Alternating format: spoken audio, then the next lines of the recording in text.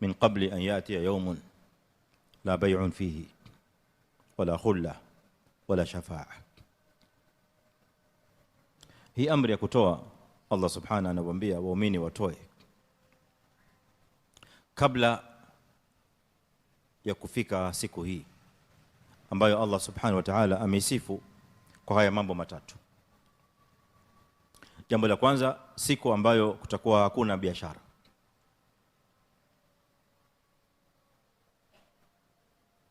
Hakuna kununua na kuuza.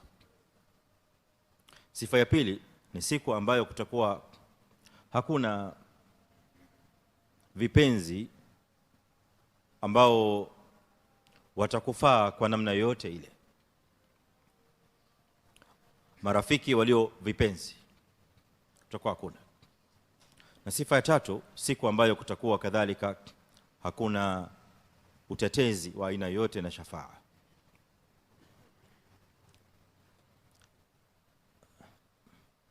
ما المقصود من هذا الكلام؟ nini makusudio ya maneno haya ya toeni kabla ya kufika siku hii? Makusudio ya haya maneno ya Allah subhanahu jalla jalalu matukufu ni kuwalingania waumini na kuwahimiza waumini watoe, na tena wawe na mubadara na musaraa katika kule kutoa,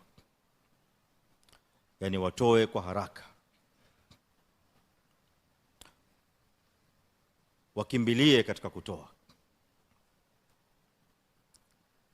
Na ndani ya maneno haya kuna tahdhiri, kuna tahadhari kubwa ya Allah azza wa jalla kwa waumini katika masala ya kutoa, ya kwamba wasijifungulie mlango wa taswif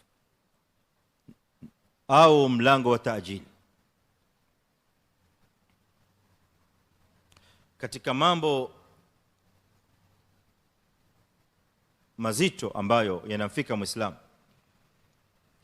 ambayo yanamzuia Muislamu au muumini kutotekeleza mambo ya kheri,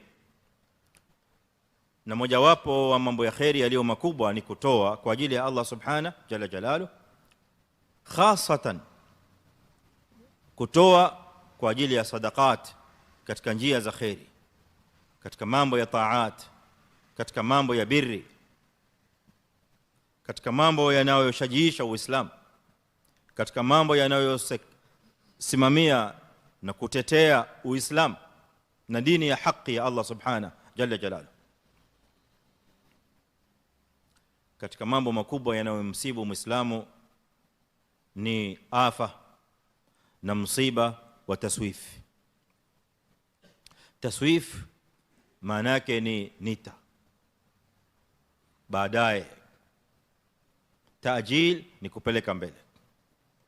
Na hakuna mlango ambao ni haraka zaidi Muislamu kujifungulia, au ibada ambayo ni haraka sana Muislamu kujifungulia mlango wa taswif na taajil kushinda mlango wa infaq. Milango mwingine ya ibada Muislamu anaweza kuwa na mubadara fulani na musaraa fulani, huenda ikawa ukiamua kusoma Qur'ani unaweza kusoma, ukiamua kwenda umra unaweza kwenda umra, ukitiania kwenda umra mwezi ujao unakwenda, kwenda haji mwaka huu unakwenda, tubadir nau'an ma.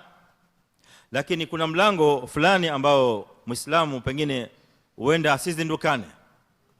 Ni mwepesi sana Muislamu katika mlango huu kujiwekea vikwazo vya taswif, ya kwamba nitafanya, kisha kile ikitokea wakati wake na umefika, baadaye nitafanya na baadaye nitafanya na baadaye nitafanya, hatta yatia almaut.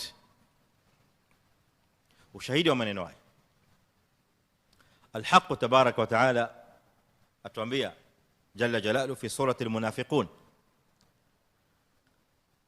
ya ayyuhalladhina amanu la tulhikum amwalukum wala auladukum an dhikri llah waman yaf'al dhalika faulaika humul khasirun wa anfiqu mimma razaqnakum min qabli an ya'tiya ahadakum al-maut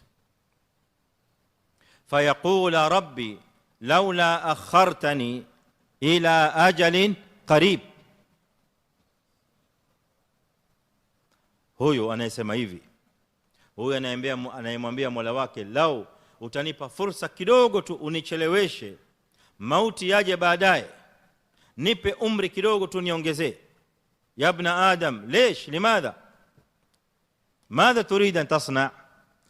Mwana adam huyu hakuna ibada nyingine atakayoitaja, ma huwa fa asaddaqa, ibada ambayo ataifanya ni ibada ya kutoa sadaqa.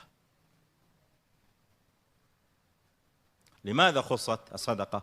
Ma al-hikma?